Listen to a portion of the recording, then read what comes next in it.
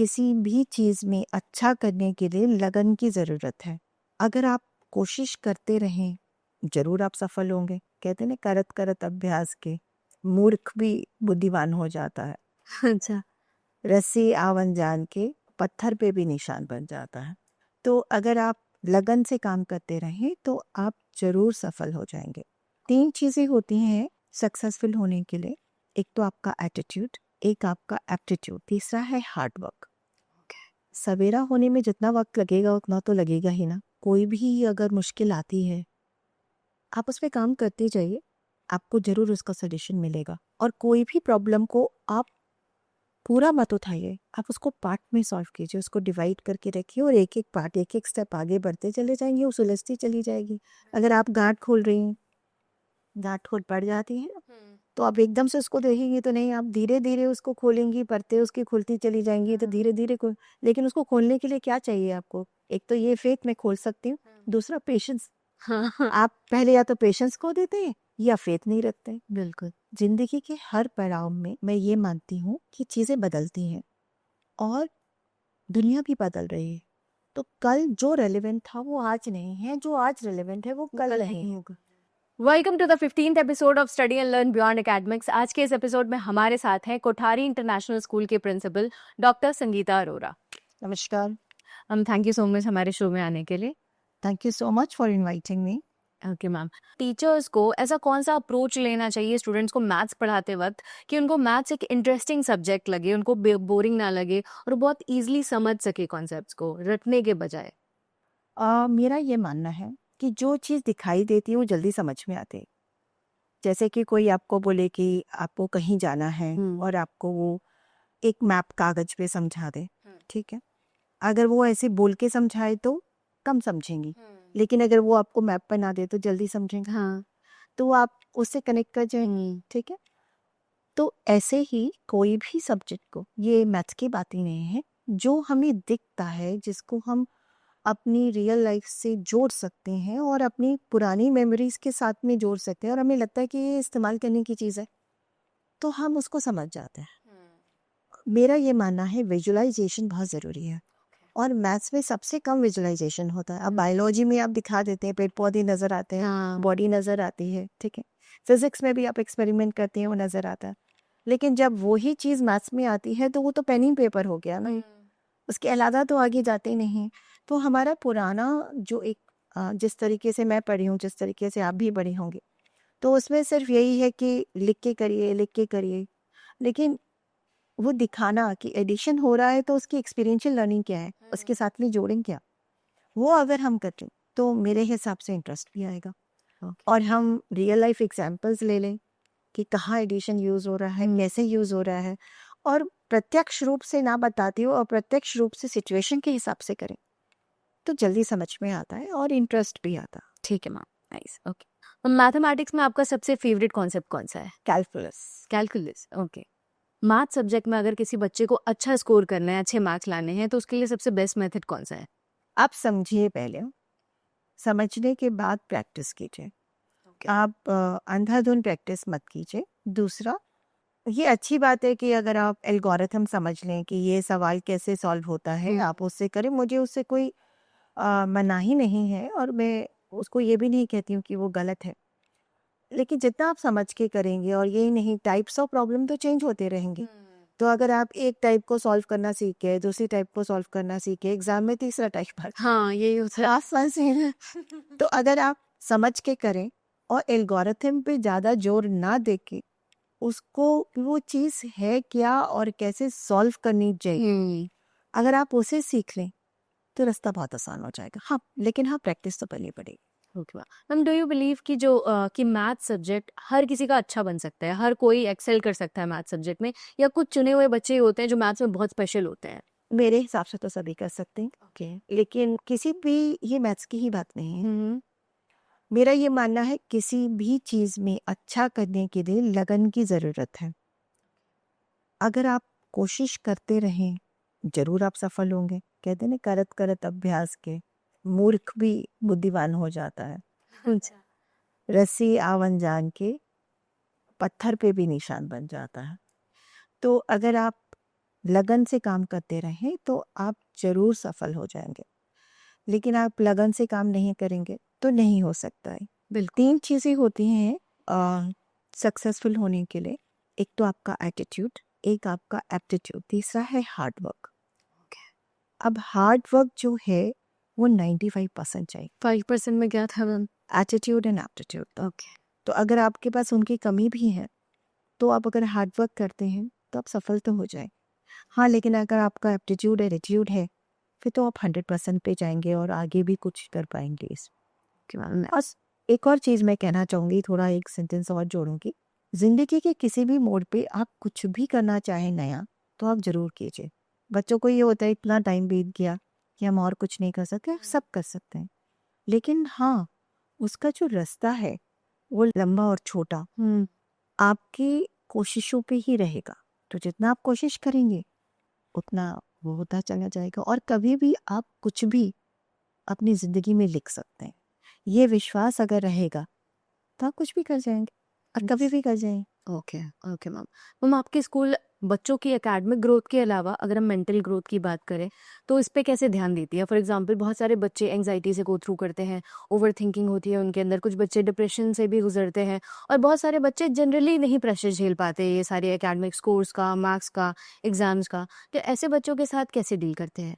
जैसे मैंने बोला ना, हम सोशो इमोशनल भी बहुत काम करते हैं। तो ये इमोशनल क्वोशंट है जो हम शुरुआत से ही बढ़ाते। इमोशनल क्वोशंट कैसे बढ़ता है? जब आप इक्विप्ड हों, आपको इस तरीके से ट्रेन किया जाए कि आप अपने आप को एक्सप्रेस कर सको इन अ कंस्ट्रक्टिव वे। यस। अगर आप बातों को दबाए रखेंगे तो कहीं ना कहीं एंग्जाइटी आएगी। अगर आपको तकलीफ है, आप मदद मांगे और आपको सही टाइम पे दवा मिल जाए तो कहाँ की एंग्जाइटी, तो आप आगे बढ़ जाएंगे ना। आपको किसी बात से नाराजगी, आपको अच्छा नहीं लग रहा है लेकिन आपको लगता है मैं बोलूँ किससे, तो फिर वो अंदर अंदर रहते हुए कुंठा बन जाती है। बिल्कुल। अगर आप किसी बात से दुखी हैं और आप किसी को बता नहीं सकते हैं तो वो धीरे धीरे डिप्रेशन में बदल जाते हैं।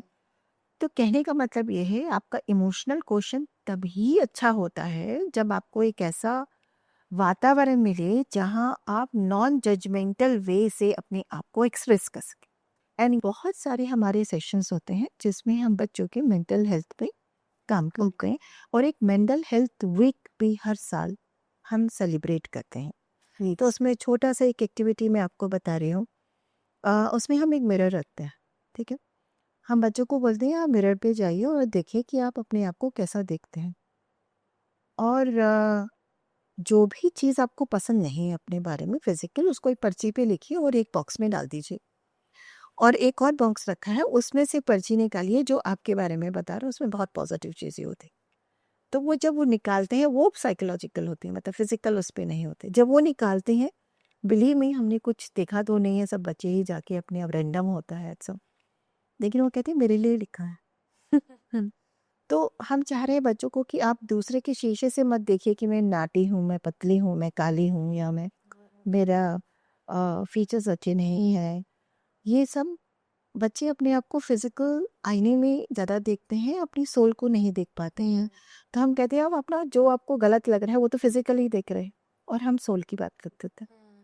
दे identify with it. Now again this is a beautiful way of telling that you are special. Yes. Ma'am आपको आउटडोर एक्टिविटीज़ बहुत अच्छी लगती हैं, एडवेंचर बहुत अच्छा लगता है। हाँ, बिल्कुल बहुत अच्छा लगता है और मैं हमेशा से बहुत ही ज़्यादा अपने घर में आउटगोइंग पर्सन रही हूँ। और मेरे माँ-बाप को बड़ा मुश्किल भी पड़ता था, मेरे माताजी, पिताजी को, कि मुझे ये कहना कि तुम ये नहीं क वो ये कहते थे कि तुम नहीं कर सकती हो, तो मैं करके दिखाती थी उस चीज़। नाइस। मैम आपकी लाइफ की फिलॉसफी क्या है जो आप सबसे ज़्यादा मानती हैं, बिलीव करती हैं, चैलेंजिंग टाइम्स में जो आपको गो थ्रू करने के लिए हेल्प करता है? आई वुड से श्रद्धा और सबूरी, जिसे बोलते हैं have faith and have patience. Nice. Okay ma'am. सवेरा होने में जितना वक़्त लगेगा उतना तो लगेगा ही ना। कोई भी अगर मुश्किल आती है, आप उस पे काम करते जाइए, आपको ज़रूर उसका सॉल्यूशन मिलेगा। और कोई भी प्रॉब्लम को आप पूरा मत उठाइए, ये मैथ्स सिखाता है आपको। आप उसको पार्ट में सॉल्व कीजिए, उसको डिवाइड करके रखिए और एक-एक पार्ट, एक-एक स्टेप आगे बढ़ते चले जाएँगे, वो सुलझती चली जाएगी। अगर आप गाँठ खोल रही हैं, गाँठ खोल पड़ जाती है ना, तो आप एकदम से उसको देखेंगी तो नहीं, आप धीरे-धीरे उसको खोलेंगी, परतें उसकी खुलती चली जाएँगी, तो धीरे-धीरे खोल। लेकिन उसको खोलने के लिए क्या चाहिए आपको? एक तो ये फेथ मैं खोल सकती हूँ, दूसरा पेशेंस। हाँ, हाँ। आप पहले या तो पेशेंस खो देते हैं या फेथ नहीं रखते हैं। बिल्कुल, सही है। तो अगर आप ये दोनों चीज़ें रखें और स्किल्स बढ़ाते रहिए धीरे-धीरे, अगर आपको ज़िंदगी में कुछ करना है, तो अपने स्किल्स को ज़िंदगी के हर पड़ाव में मैं ये मानती हूँ कि चीज़ें बदलती हैं और दुनिया भी बदल रही है। तो कल जो रेलेवेंट था वो आज नहीं है, जो आज रेलेवेंट है वो कल नहीं होगा। आपकी जो स्किल्स जो कल रेलेवेंट थी, जिससे आप अभी तक यहाँ पहुँचे हैं, वो शायद आगे वाले कल में रेलेवेंट नहीं है, तो आज आपको कल के लिए काम तो करना ही पड़ेगा। बिल्कुल। तो एज एन इंडिविजुअल आप अपने आप को बढ़ाते रहिए स्किल के थ्रू, मेंटल हेल्थ के थ्रू, फिजिकल हेल्थ के थ्रू अपने आप को बेहतर करते रहिए, कोशिश करते रहिए, थोड़ा थोड़ा थोड़ा हर रोज करिए। Nice ma'am, nice. तो हम कोठारी इंटरनेशनल स्कूल के कुछ इनिशिएटिव्स या प्रोग्राम्स के बारे में बताइए जो उसको दूसरे स्कूल से पोजीशन करते हैं अलग, एक stand out. Kothari international school एक बहुत, अब उसे चाइल्ड सेंटर्ड स्कूल है। तो वहाँ पर जो राजा है वो बच्चा है। हमारी जितनी भी पेडागोजिकल इंटरवेंशंस होती हैं वो सब चाइल्ड सेंटर्ड है, जिसमें जो मैंने एक्सपीरियंशियल लर्निंग की बात करी, हमारा फोकस उस पर बहुत ज़्यादा है। तो हम पढ़ाते वही हैं जो आप, जो कंटेंट है, कंटेंट तो नहीं बदल सकता ना। बदल क्या जाता है, जो आपके पेडागोजिकल इंटरवेंशंस होते हैं वो, और जो टीचर है वो, मेरे पास बहुत अच्छे टीचर्स हैं और हमारा जो प्रोग्राम है वो बड़ा यूनिक है और बहुत ज़्यादा इंटरेस्टिंग है, जिसमें हम वेरीड काइंड ऑफ एक्सपीरियंसेस को जोड़ देते हैं। तो जितने एक्सपीरियंस होंगे उतनी ही लर्निंग अच्छी होती है। Nice, yes. कि जो लाइफ है वो sum total of all experiences हैं, बड़े अच्छे बुरे, खुशी वाले, दुख वाले, तकलीफ वाले, लेकिन वही तो सब लर्निंग है जो यहाँ स्टोर्ड है। तो हम उस लर्निंग को एक्सपीरियंसेस में कन्वर्ट करते हैं यस। और हमारी असेसमेंट भी उसी तरीके से डिफरेंट होती है। तो बहुत एक्टिविटीज़ होती हैं, बहुत अपॉर्चुनिटीज़ हैं बच्चों के पास में, और इंफ्रास्ट्रक्चर के मामले में हमारा स्कूल A1 है। It's a beautiful school with I would say world class infrastructure and empathetic and learned teachers. So this let my school stand apart, and we have very unique practices that we are doing. So we look after each and every domain of the children. Okay, okay ma'am, ठीक है ma'am, thank you so much. Thank you. Namaskar. Study and learn के interactive flat panels में आपको nursery से लेकर class 12 तक का complete content मिलता है, जिसे आप क्लासरूम में अपने स्टूडेंट्स को पढ़ा सकते हैं। अगर आपके पास स्टडी एंड लर्न का कंटेंट होगा तो आप उसे क्लासरूम में शोकेस करके मैथ्स और साइंस के डिफिकल्ट कॉन्सेप्ट्स को बहुत ही इजीली बच्चों को पढ़ा सकते हो और बच्चे बहुत ही इंगेज होकर सुनेंगे भी। अब एक बार देखते हैं कि इसका कंटेंट कैसा है। Because it is always easier to roll than to slide a body over another. Now अगर आप चाहते हैं कि आपके स्टूडेंट्स किसी कॉन्सेप्ट को जल्दी से मेमोराइज कर लें तो उसका सबसे बेस्ट तरीका है कि आप उस कॉन्सेप्ट से रिलेटेड क्विजेज और गेम्स उनसे प्रैक्टिस करवाएं। इसीलिए स्टडी एंड लर्न ने अपने कंटेंट में ढेर सारे क्विजेज और गेम्स भी इंटीग्रेट करके रखे हैं। यहाँ पर आप देखिए, इस तरीके से आप प्रैक्टिस कर सकते हैं। इस कंटेंट में आपको 50,000 से ज्यादा एनिमेटेड वीडियोस मिलते हैं, 2 मिलियन से ज्यादा लर्निंग रिसोर्सेज मिलते हैं, 1 लाख से ज्यादा क्वेश्चंस मिलते हैं और 10,000 से ज्यादा इंटरैक्टिव टूल्स मिलते हैं। If you want to know more, please call on 8927089270।